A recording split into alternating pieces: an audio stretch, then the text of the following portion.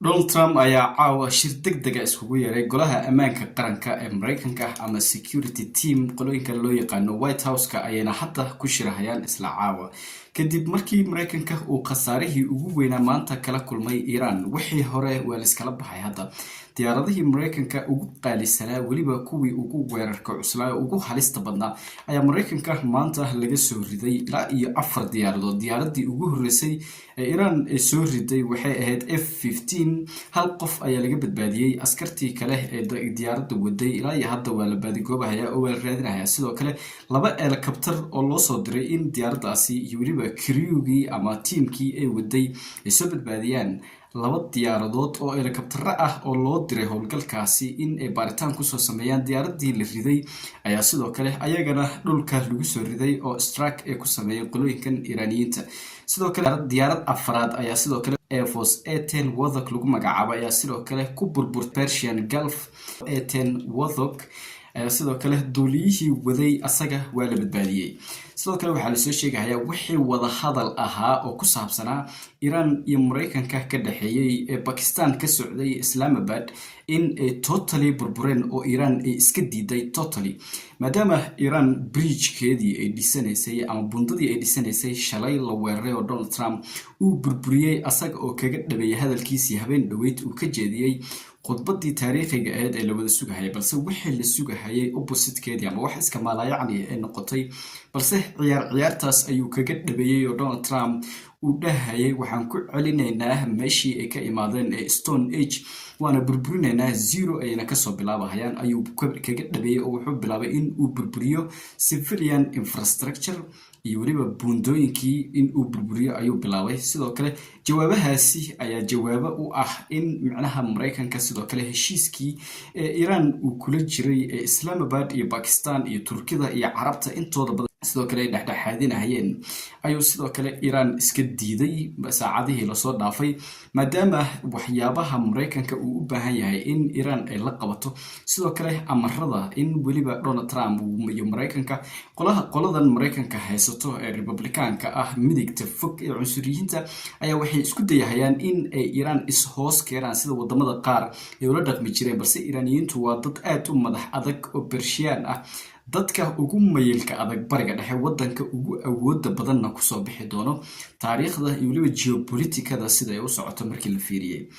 wada hadaladii oo dhan ayaa fashilmay oo Pakistan wax ku haray malaha wax baa wada hadal dhaw ma jiro Mareykanka shir degdeg ah ayaa hadda ay ku jiraan golaha ammaanka qaranka ee Mareykanka iyo waliba qolooyinkan ayagana loo yaqaano Gang of 8 ayaa shir ku jira shirkaasi oo looga arisanayo sida Mareykanka uu uga samata bixi lahaa dagaalkan ba'an ee uu raadinayo qayb macnaha ay sheegay qaabkii uu Donald Trump iyo Mareykanka uu uga dhaxbixin lahaa si loogu jiheysto doorashooyinkii midtermka ahaa oo ayagana aanay waxba ka dhinayn Donald Trump ayaa sidoo kale wuxuu aad u dardargelinayaa oo waliba aqalka cad ee macnaha ay sheegay Mareykanka looga arimaamo Oval Office-ka uu ka soo karkarinayaa in la baas mariyo Safe Act loo yaqaano oo lagu controlayo dadka in macnaha ay sheegay ay wada codeeyaan ama codbixiyaal ay wada noqdaan sidii caadiga ahayd driving license-ka waxyaabaha qaar shuruucdii lagu codeyn jiray oo dhan ayuu Donald Trump daaqada ka tuuray asaga oo ku tilmaamay inay ahayn waxba kaba jiraan in ay yihiin sidoo kale voting in mail waxa loo yaqaanay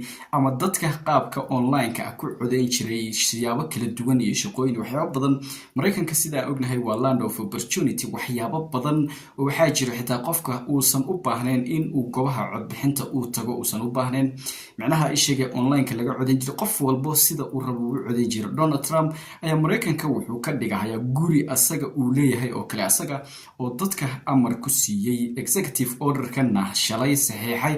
laga reject garanayo ama lagu cancelayo voting in mail waxa loo yaqaano ama codbixinta lagu codeynayo qaabka online-ka ah asaga oo sidoo kale kharash intii la doono ku bixinayo si uu baarlamaanka Mareykanka ee Congress-ka uga gado qolooyinka Republicaanka si ay u baasmariyaan dimuqraadiyiinta sidoo kale sidii looga korbood lahaa ama qaarkood intooda macnaha ay sheegay ka dhiman aqlabiyada in uu gaarsiiyo ama uu soo gato sida horeba uu sameeyay xubno dimuqraadiyiin ah asaga u nacamlayo uu u samaystay briefinka macnaha lagu sameeyay sidoo kale shirka ka socdo aqalka hadda caasila caawa Mareykanka oo tala ku cadaatay dagaalkii oo Iran ay ku adkaan doonto oo wax yar oo dirqi ah ay u jirto diyaaradii ugu qaalisanaa Mareykanka oo hadda aan soo sheegaynay oo dhan oo laga soo riday sidoo kale sida ay wax u socdaan wax yar isla daawan. Tonight, with the sensitive search and rescue operation underway, President Trump's national security team huddling at the White House, according to a senior administration official, briefing the president throughout the day after the shoot-down of U.S. fighter jets. In a phone call with The Independent, Trump declined to comment on what he would do if that missing pilot is harmed, saying only, "We hope that's not going to happen." But tonight, the war is escalating and oil prices are surging. Americans paying on average more than $4 for a gallon of gas. The president has blasted NATO allies for refusing to join the war, telling other countries it's up to them to break Iran's chokehold on the Strait of Hormuz. They can do it easily. We will be helpful, but they should take the lead in protecting the oil that they so desperately depend on. But tonight, a reversal. The president now saying the U.S. can open the strait without explaining how, posting, "With a little more time, we can easily open the Hormuz Strait, take the oil, and make a fortune." And just days ago, the president suggested military spending should be the priority over some domestic programs. And tonight, President Trump is officially asking Congress to boost military spending by 40% to $1.5 trillion, the highest level in modern history. And Lindsay, the president's budget plan. sidoo kale Donald Trump wuxuu ka codsanayaa Congress-ka Mareykanka inay u ansixiyaan $1.5 trillion oo ciidamada uu ku qalabeyn rabo sidoo kale asaga oo waliba Mareykanka aan rabin in uu guul darro qaato maadaama sida ay ognahay inta dagaal ee Mareykanka uu weerar ku qaaday wadamada dalalka shisheeye sida waliba waddankeena Soomaaliya uu ku jiro in macnaha ay sheegay uusan guul ka gaarin muuqato in kasto uu burburiyay wadamada intooda badan balse ilaa hadda la sheegin Mareykanka guul iyo waliba wadan uu si xoog ah ula wareego oo ilaa hadda macnaha asaga u sujuudo ana ka ahayn kuwii ugu dambeeyay ee Venezuela ilaa haddana la filayo in ay soo laba kaclayaan oo xaaladda ay sidoo kale iska bedesho kuwii ugu jilicsanaayo Mareykan uu dagaal la gadan ay ahaayeen qolooyinkan Venezuela oo ayaga laftirkooda difaaci waayay madaxweynahooda iyo waliba sheegay mowqifkoodina sidoo kale cadeyn waayay qof uu Donald Trump rabana uu hadeer iska keensaday oo halkaasi uu hadda madaxweyne ka yahay sidoo kale arimaha la xiriiro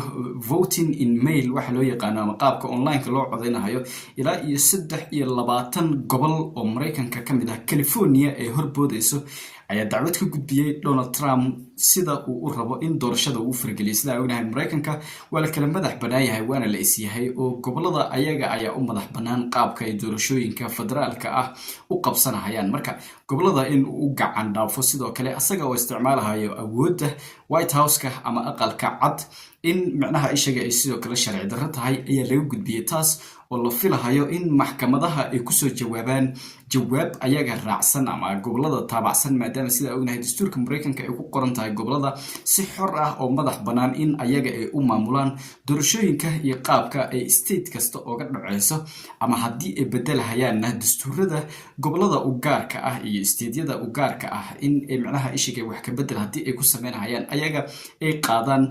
codeyn iyo waliba dadka si ay u weydiiyaan arimahaasina ay kala tashtaan balse wax xubin ah aysan ku lahayn dawladda federaalka ah Donald Trump ayaa isku dayay sidoo kale in constitution-kii uu baal maro waana madaxweynihii ugu horeeyay ee waxyaabahan ku dhaqaaqo taariikhda Mareykanka